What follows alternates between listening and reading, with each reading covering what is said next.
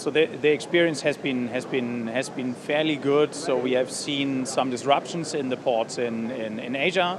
The same comes to new alliance setups in the European ports, especially on the Asia-Europe trade. We have seen some disruptions in feeder connections. Short term, a little bit of it was not clear where really the cargo is. So let's phrase it this way, and it was was very difficult to get the right information from these guys.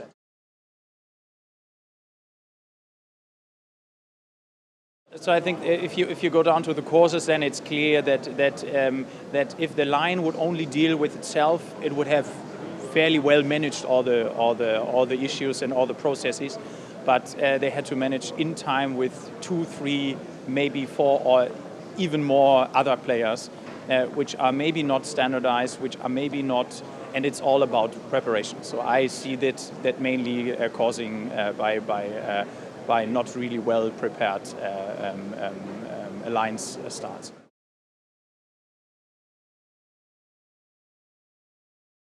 No, we are not.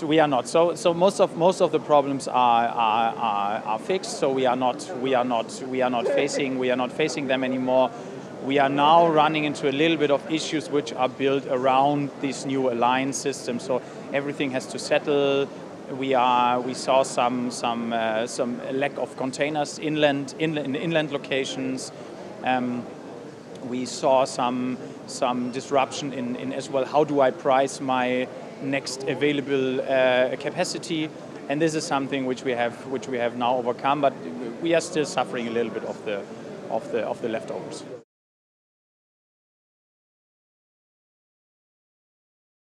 Yeah, we have experienced exactly the same. So that was the situation which we had to discuss with a lot of our clients as well.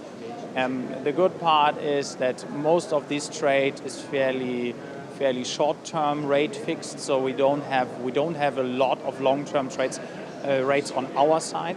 So if we have some, then they have been honored. So the main increases we have clearly seen on the short notice and short trading of contracts. And if the capacity shortage was really that big as it was explained by the carriers, there are some people who have their doubts on that one. Let's call it this way.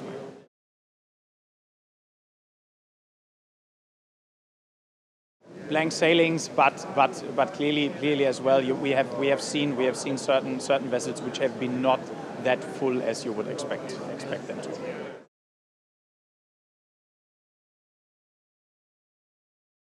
The partnerships are really mutual agreements, because we are both suffering a little bit from these situations, that we are getting bigger amounts of containers in a very short period, and we have to make them available to our clients, so that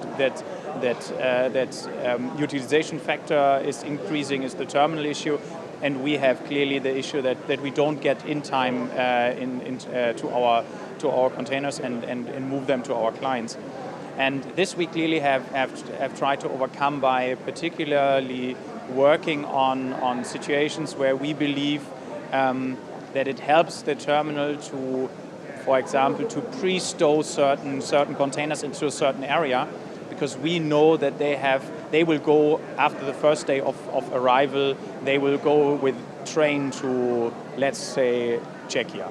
And this is a certain bunch of containers, and this information flow already helps terminals to pre-plan better, and to be well ahead of the rest of the situation, because most of the information is coming in very late. This is exactly the case. We have already at time of booking, we usually have a full visibility on which terminal we are discharging and what mode of transport is used to do the on-carriage or the final delivery to the client. So that means what one of the speakers just in the session before said, we have 80% of all data already available. This is true. We have a lot of data available. We just have to make it use, and we have to find the right parties to make use of it.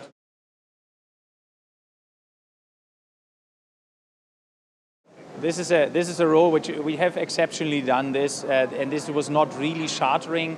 We have asked a feeder line to do a dedicated ship for Kuehne Nagel and for our client, because they just have not been able to get their cargo out in time. This was going for 2 weeks, and they had to take a quick decision, and we are, as always, we are looking for a solution which is fitting the customer, and not the other way around. We are not looking for customers fitting solutions.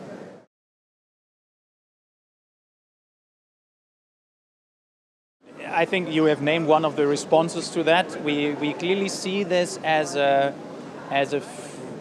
would not say threat. We let's call it stimulation for being a large giant company and being not really able to maneuver as quickly as it should be sometimes in this new requirements or around these new requirements. And what these smaller disrupting companies have done is it is not really a disruption. It is more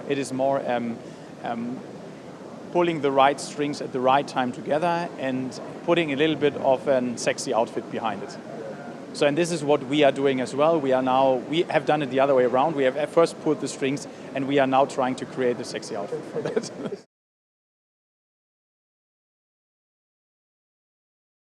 So we have been always, our people are doing the pricing, they are doing the operations, they are on top of everything. If you now put a certain part online and you don't interact with the client, so you don't know exactly what kind of requirements the client really has, and does our product fit the client requirements, and we don't fall over afterwards if we find out that the client has complete different requirements, and we have to cope with that. So this is a little bit the issue we are running, and then of course the big company itself, to move it around is really difficult. But thanks to these guys, we are now moving much faster than before.